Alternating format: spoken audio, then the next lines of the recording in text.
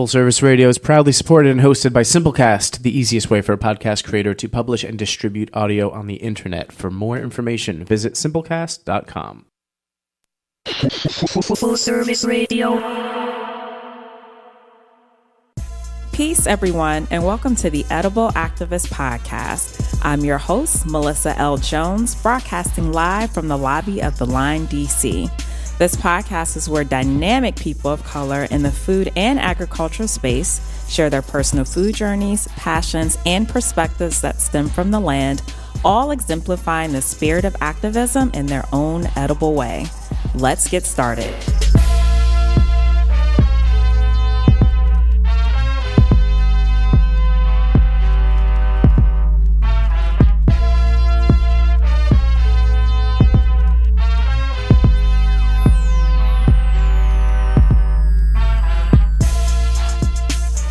Peace, everyone, and happy Wednesday and first day of spring, right? This is the equinox? Yeah. Awesome. All right. Welcome to the Edible Activist Podcast. I'd like to say the best podcast on the planet, not class, podcast on the planet. So I have an awesome guest today. All my guests are awesome, just FYI. All of them are. So Dominique Evans is in the building, guys. She is the creator of the Vegan Fiesta. It sounds fun already, and I promise you it is, all right? So it is a fun and colorful and eye-catching platform that showcases a plethora of vegan creations. She is a DC native who is passionate about animals and wants everyone to eat their veggies. Everyone, guys. But also know where their food comes from, because that is just equally as important, yes. Right?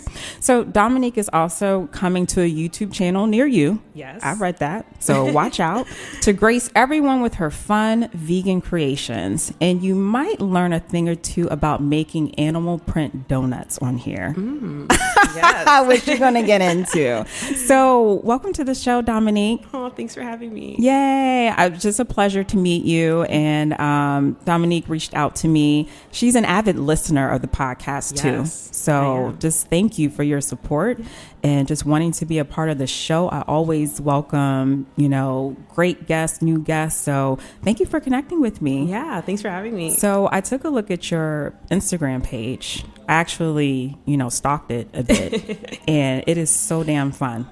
It is so fun. It is like, when I say fun and colorful, it really, really is. So for today's show, guys, nothing ever changes. We're actually going to get to know a little bit about Dominique and how one documentary actually changed her entire food perspective and journey. We're going to gain insight into the realities of animal cruelty. We're also going to educate listeners on simple vegan meals that anyone can incorporate in their lifestyle. However you want to say that, whatevs. So Dominique, yeah, tell us about you and tell us about this documentary that you saw that was just like, I'm done with meat forever. Of course. So I'm from DC, like you said, born and raised. I love my city. Pretty much a normal upbringing, in a city with my family. I have two sisters. Just kind of normal eating, kind of healthy. My dad would cook. We'd have home meals, sit at the table. But in 2016, I came across, just on YouTube, just looking across, just YouTube, looking at the platform, and I came across a documentary called Earthlings, and it's Joaquin Phoenix, who's an amazing actor, is actually the person who is talking throughout the whole documentary, and it focuses on the cruelty towards animals for food, fashion, testing, entertainment, and it has all of these very graphic images and pictures and clips of people going undercover in factory farming. And after watching it, after crying for 20 minutes, I knew I couldn't support the American factory farming for food. It was pretty amazing because of someone, through their whole life, I knew meat was my protein source. There's no way you'd ever get me to stop. I'm eating chicken forever. Yeah, that was me too. You would have never, oh my gosh, I used to bash vegetarians. And then after, I had a friend who was a vegetarian, and I was like, I don't know how you girl, eat good luck. that. Yeah, plants, no, we don't eat those. It wasn't in my vocabulary. And then after watching it, I had to kind of research this new thing called veganism. And oh my gosh, a vegan, I didn't even know what that was, or even any vegans in my life. Mm-hmm. So it was something I really had to sit down and research, just animal cruelty in general and learning all about it. And it changed my lifestyle. After that, I immediately went vegan and didn't look back from that day. Oh my gosh. Yeah. So tell us a little bit about, so I've heard of Earthlings, mm-hmm. and as we were discussing before, I am aware of the animal cruelty that goes down.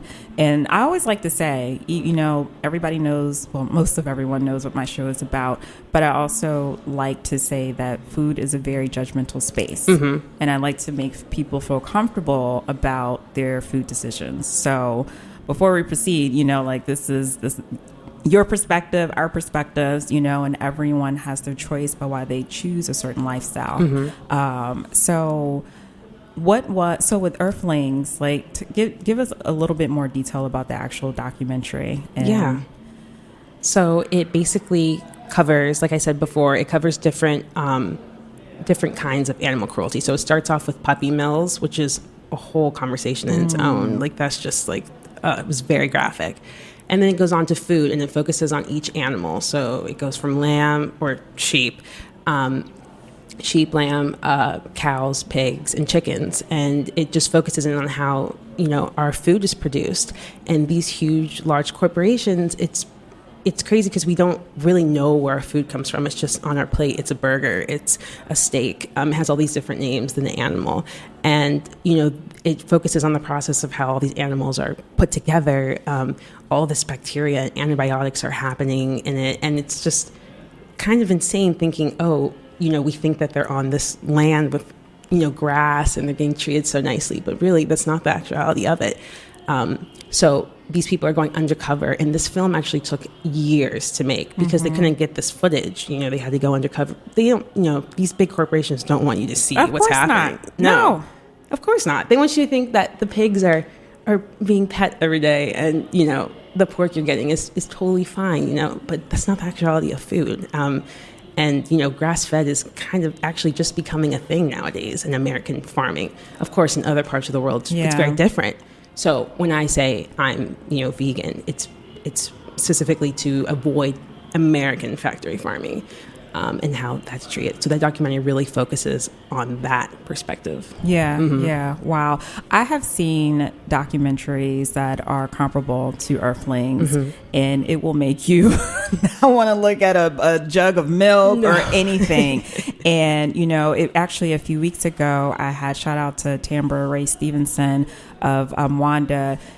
One of the things she mentioned, she said, your plate should reflect your values. Yes. And for those who are conscious about their food and just, in a conscious space, I mean, I definitely support that. But again, non-judgmental space, but it's a reality. And I think the disheartening thing is, companies who are, is it brand washing or however they greenwashing, their brands and saying that it is grass fed and it's this and it's that.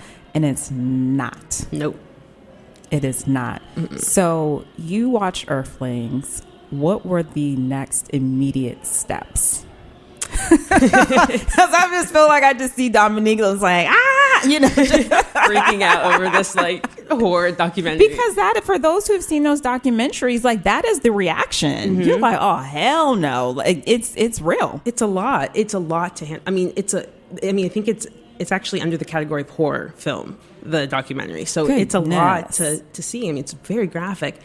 Immediately after I watched it, I was like, okay, well, that's it. I can't be a part of this anymore. But I wasn't going to go into it foolishly. I've never heard of this, diet. I don't know anyone who's eaten like this. So I had to take to the internet. I had to look up, how can I live off this diet of just plants and tofu?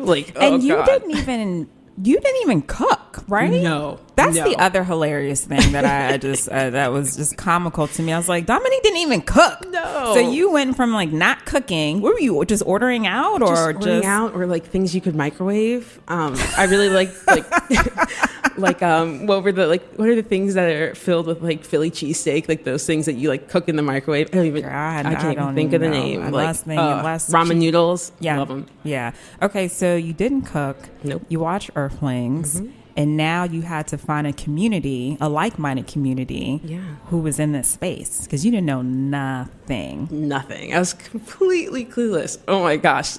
The only thing I knew was to take to the internet. I was like, I have to like document when I'm eating. Maybe there's people out there who eat the same way, and there are people who eat the same way. That's how I created. Veganism has been around for a very long time. Yes. Mm-hmm. An extremely long time. Mm-hmm. Very long time. Okay, so you created the Vegan Fiesta. Yes. What does the Vegan Fiesta mean to you? So when I came up with it, it was the first thing that came into my head. There was no other name. And really? Yeah. It just like popped into my head. And I just like couldn't ever change it. I think what I was thinking when I created it was kind of like a party, but not just a party. I want something more. And I always feel like the word fiesta means a little bit, it's that little something. It's family, it's culture, it's community. And I think I was looking for that. And so it just happened to be in my name, the name that I created. So the Vegan Fiesta really is just, I think, a fun vegan gathering of, people. And even though in my Instagram it's just myself, I feel like I bring that name to life in my life, for whether it's dinner or like a gathering with friends. I think that, or when I meet people through this platform, I think that's when the name kind of comes into play. Well, I can tell you this one thing. If you guys go head on over to our Instagram right now at the Vegan Fiesta, it's a damn fiesta over there. And it's a fun one. All right. And if you keep scrolling, you're going to see some animal print donuts. And I was like, what the hell? Like, who?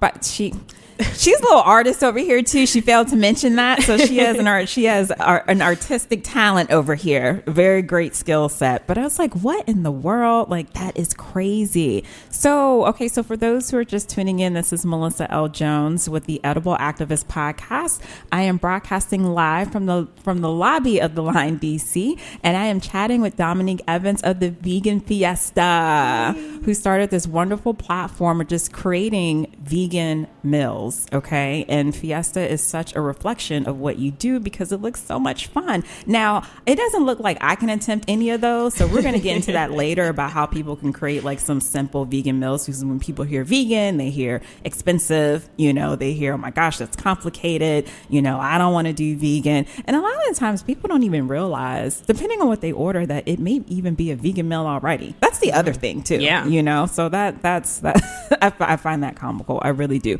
So how did you start? I know you were researching online, you were on YouTube. How did you perfect your craft?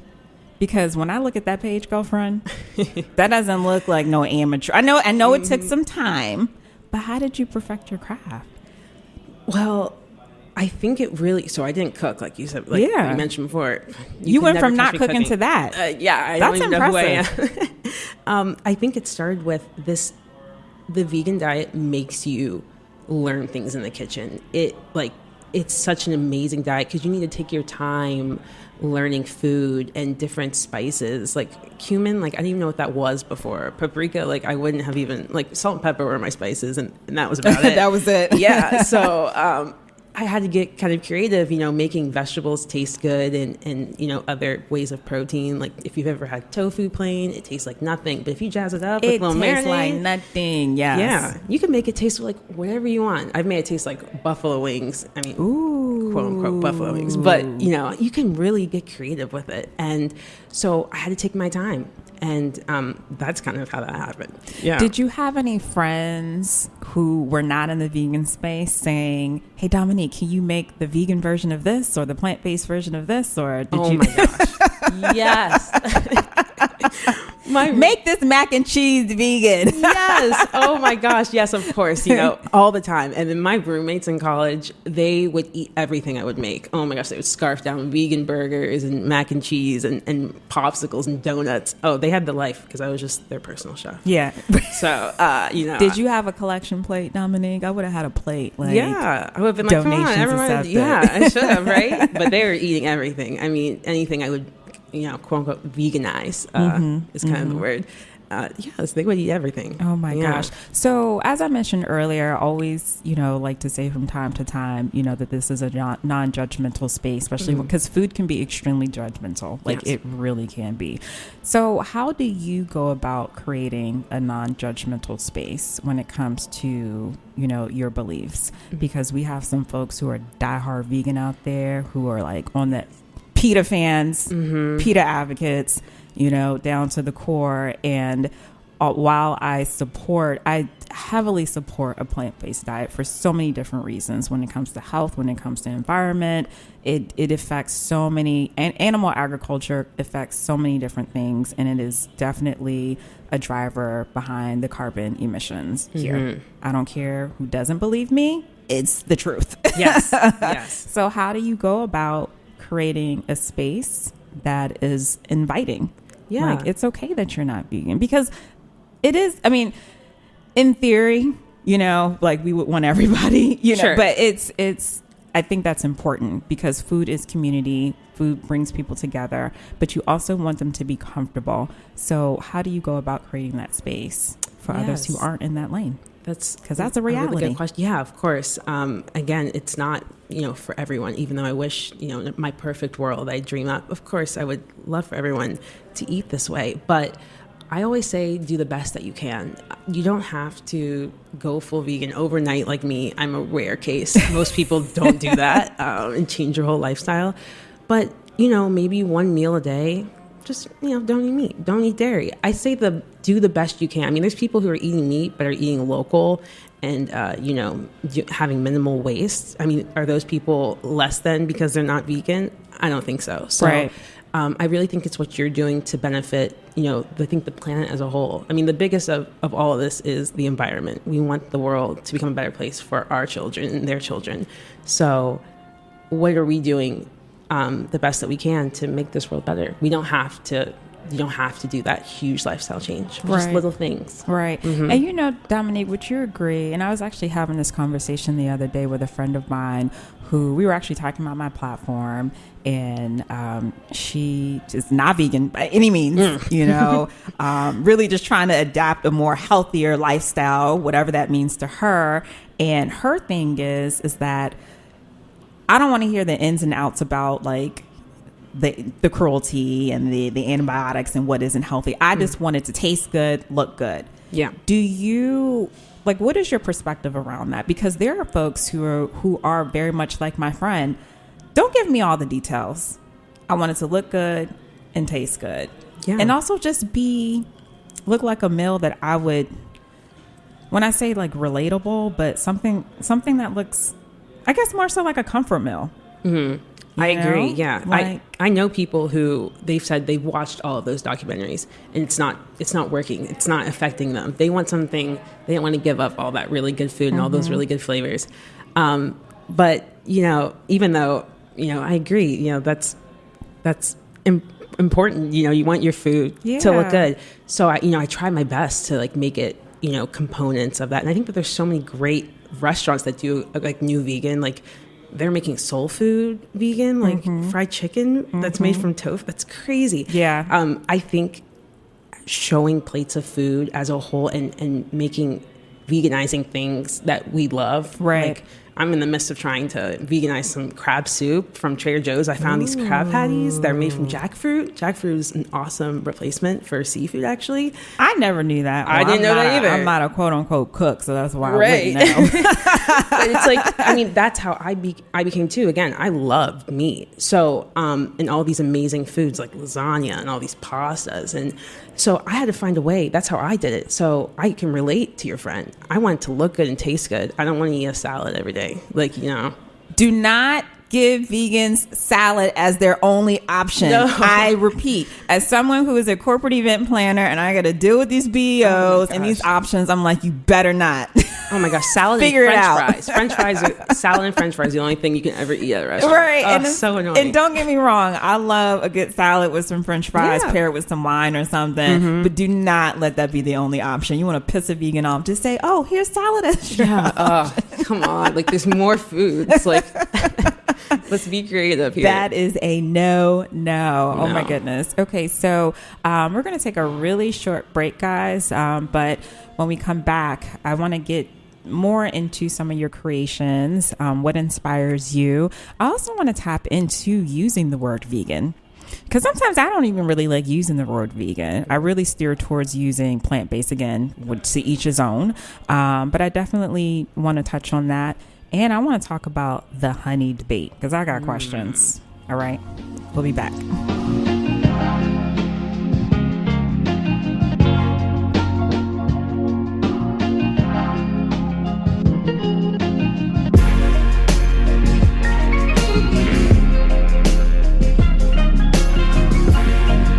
You're listening to Perfect Day, produced by Artists Authentic. For more of Authentic's work, visit allornothingstudios.com.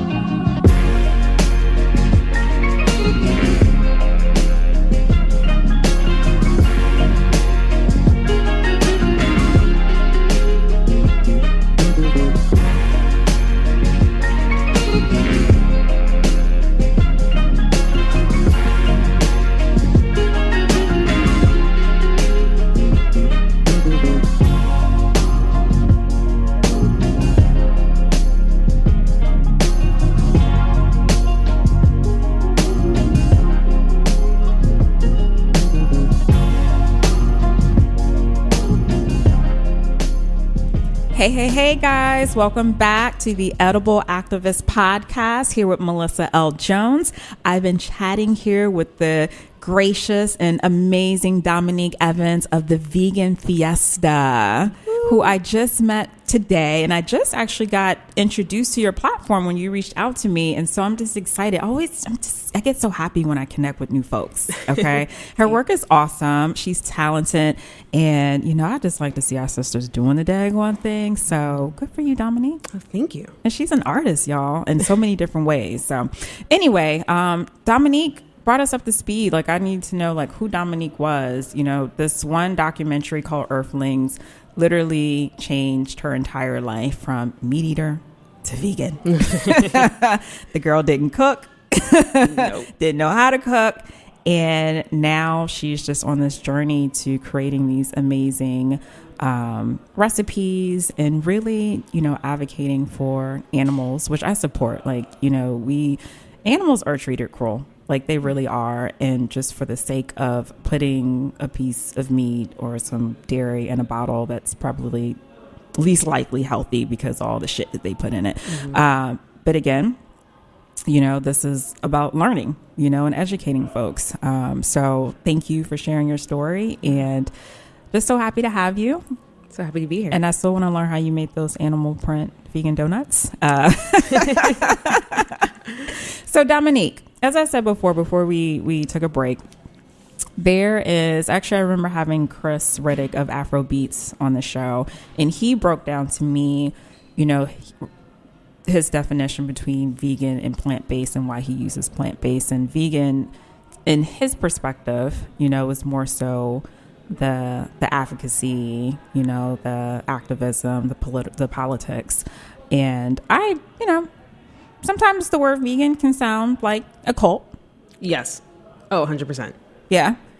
So what is your take on using vegan, plant-based, or, again, to each his own, but I try to use more plant-based because, it's like those vegans.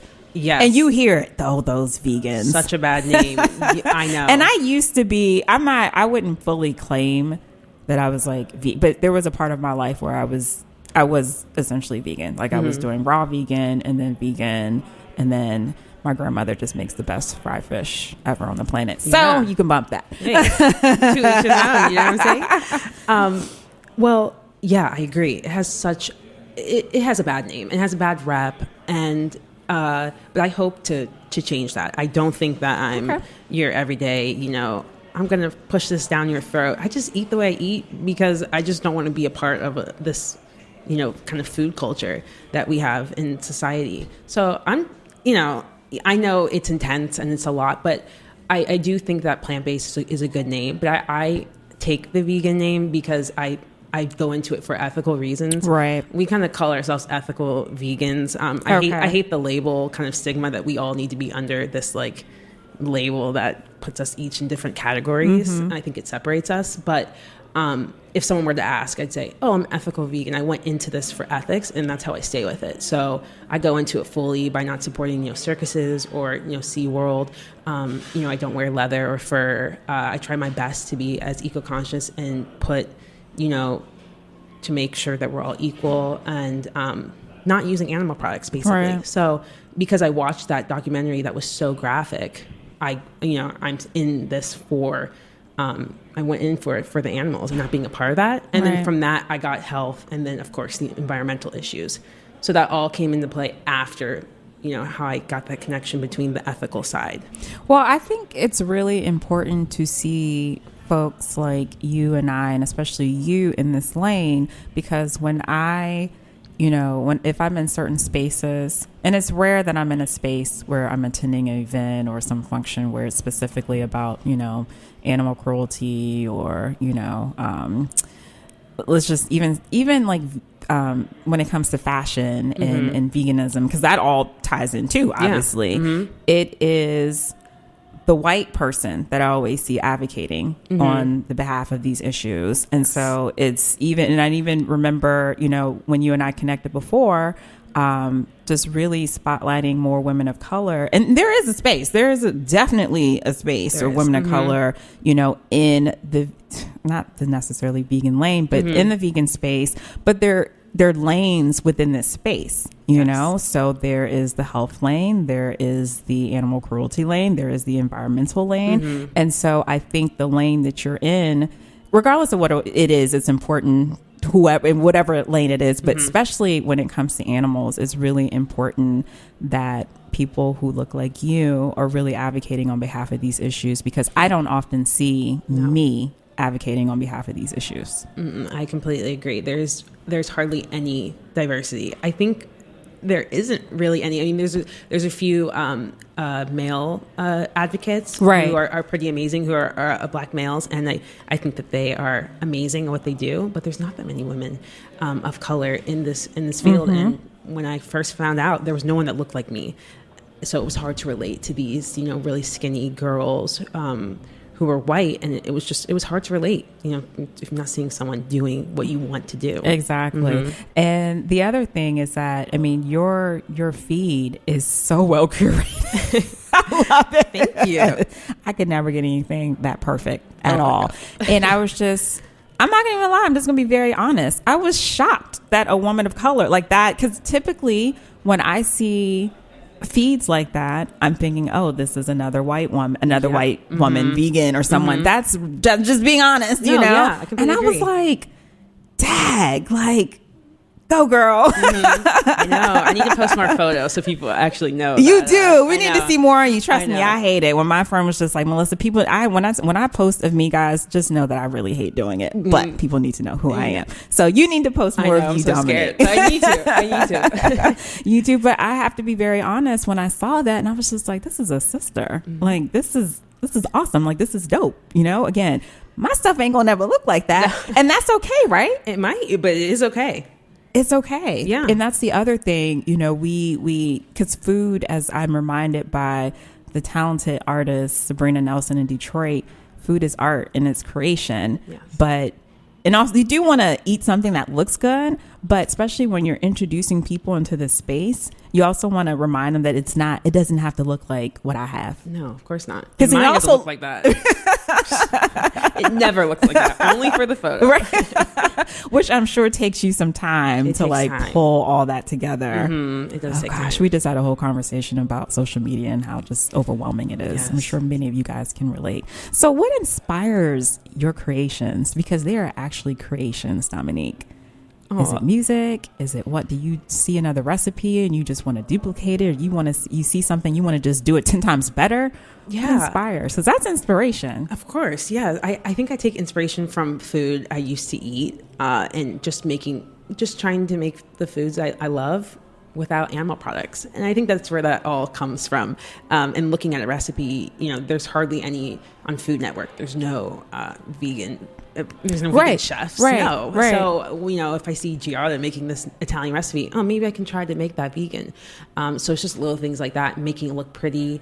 And, learning about different cultures of food. I think curries are so pretty, different Asian noodles are so great to, create and, make and pretty. Let me pause when you bring up cultural foods. And that was another thing that I found interesting, because you didn't even dive into any other culture foods at all. No Indian, no Jamaican, none of that. Nope.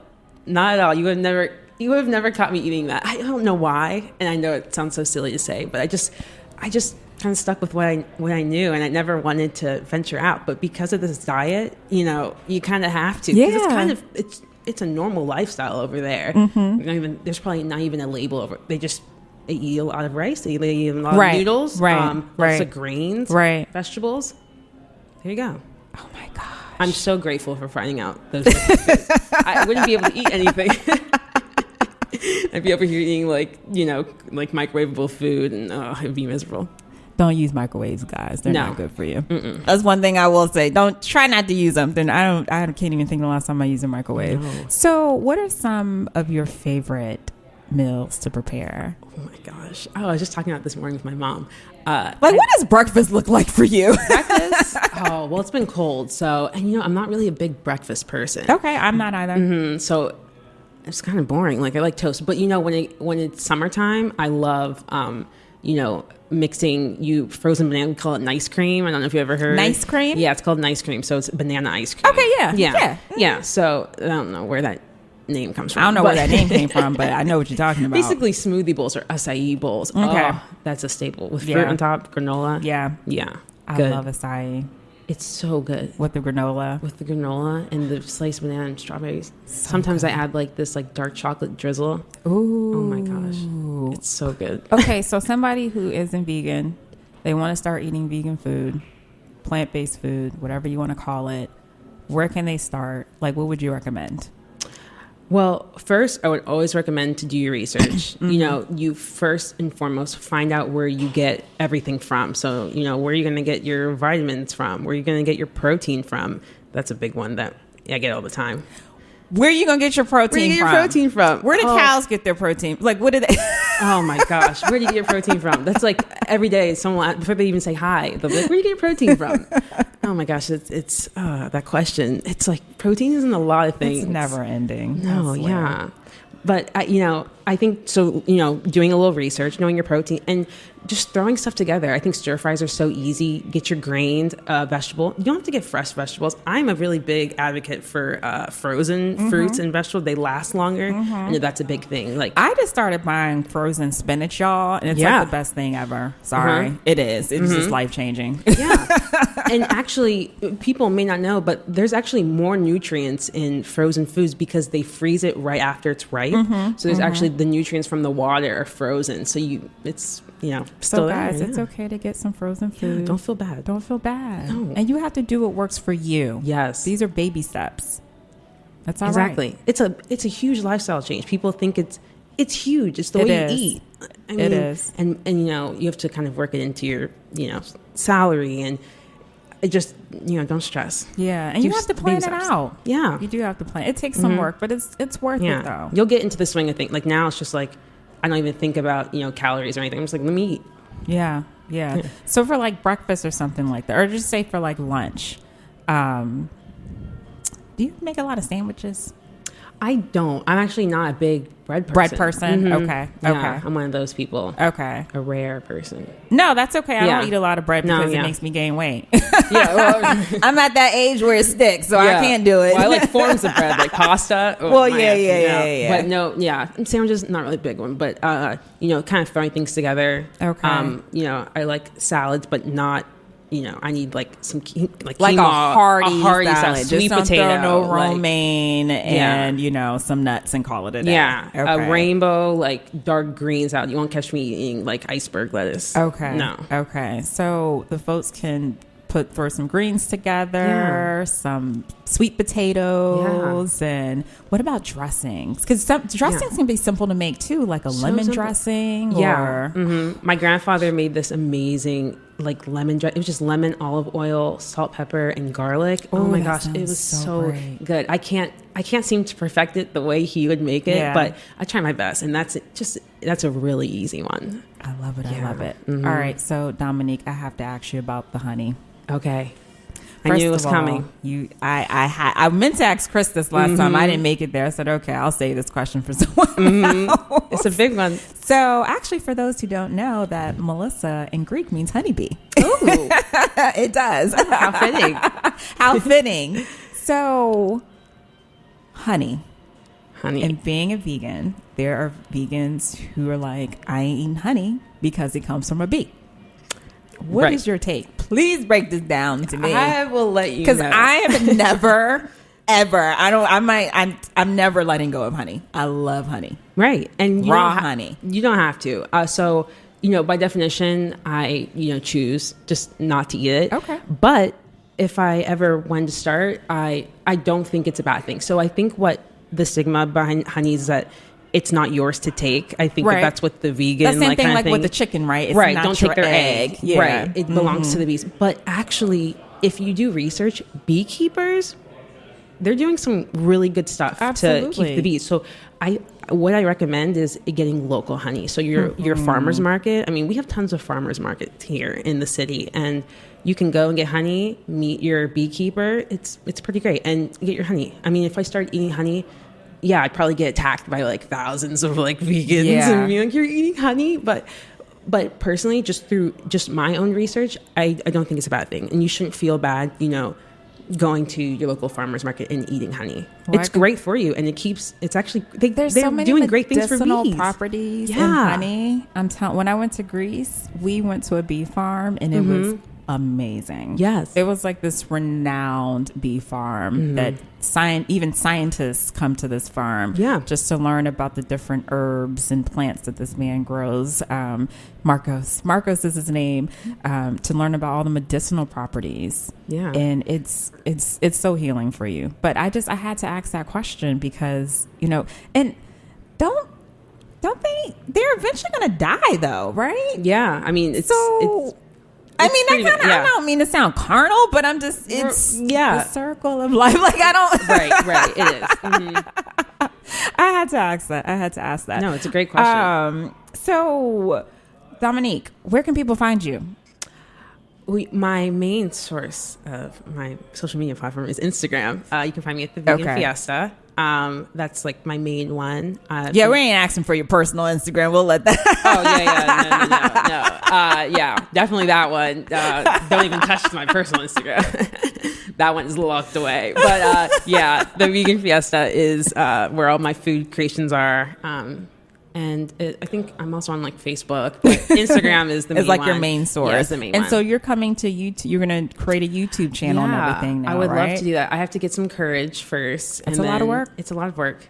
But you can I have do all it. the tools. I just got to kind of work with myself and kind of, am I ready to get on camera and do all these things? Yeah. I'm a little shy, so we'll have to. You're not shy. All right, well, maybe I'm fake shy. Did very well. I very much so enjoyed my conversation with you. Yeah. I am incredibly proud of just my community and everything that we're doing, and these stories just really showcase what we are doing in our own edible way, like our activism, whether it's large or small. So, thank you for being the face of advocating on behalf of animals and, having this vegan lifestyle. I think it's really important. So and your work is dope. Thank you. And hopefully I can taste one of those animal print. Out of everything, I still have my eyes fixated on those animal print donuts. That's everyone. They're like go to her page and scroll. She was like, you scroll that far? Yes, I do. I stalk everyone before they come to the show. Come on now. Those animal print donuts are just out of this world. Oh, and they're good. I'll have to bring you some. They're good. Some. Like if you ever want like a taster, Yeah, I need tasters. Yeah. Yay. All right. So you guys know where to find her. And so we're going to wrap up in just a minute. And before we close out, we always do a rapid fire. So are you ready, Dominique? I'm ready. All right. So what is your favorite leafy green?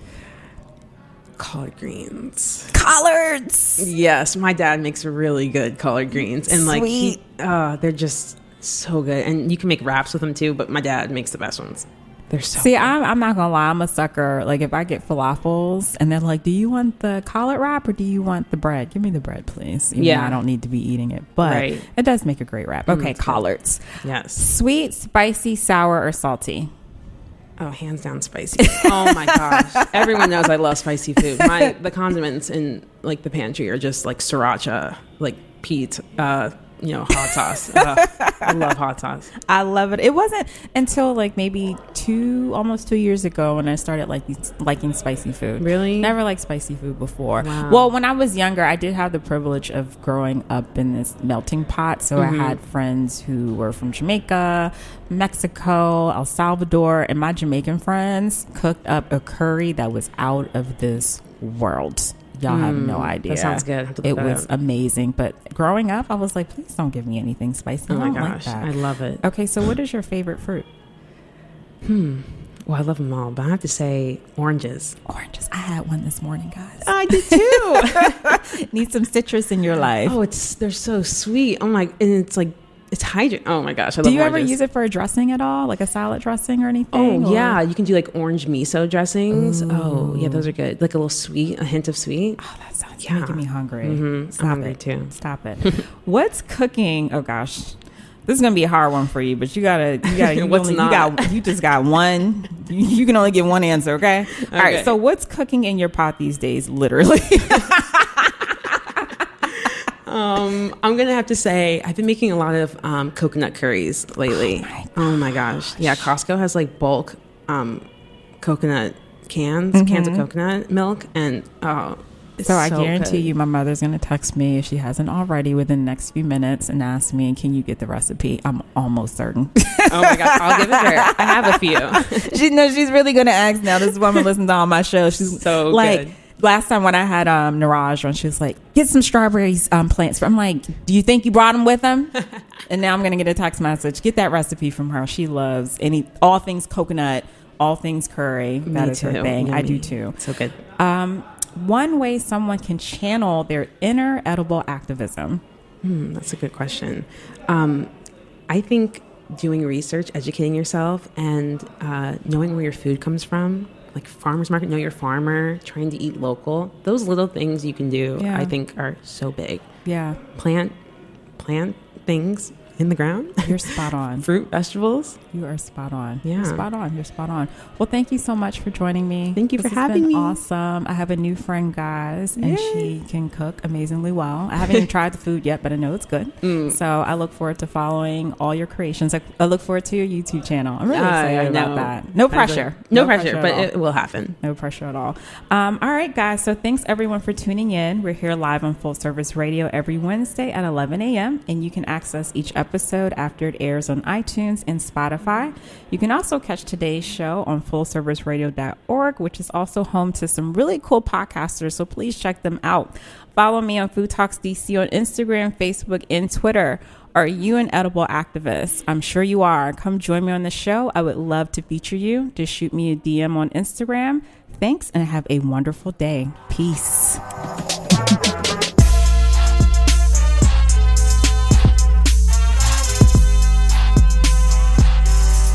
Thanks for listening to this program on Full Service Radio, broadcasting and recording from the Line Hotel in Adams Morgan, Washington, D.C. Full Service Radio programming can be accessed live and archived on fullserviceradio.org. Our talk programming is available on most podcast apps like iTunes and Stitcher, and our DJ sets are available on mixcloud.com/fullserviceradio. Full Service Radio features over 30 weekly shows and over 50 local hosts covering every topic imaginable. If you want to be a guest or get involved, email us at info@fullserviceradio.org. Follow us on Twitter at FullServiceRDO, on Instagram and Facebook at Full Service Radio. Thanks for listening.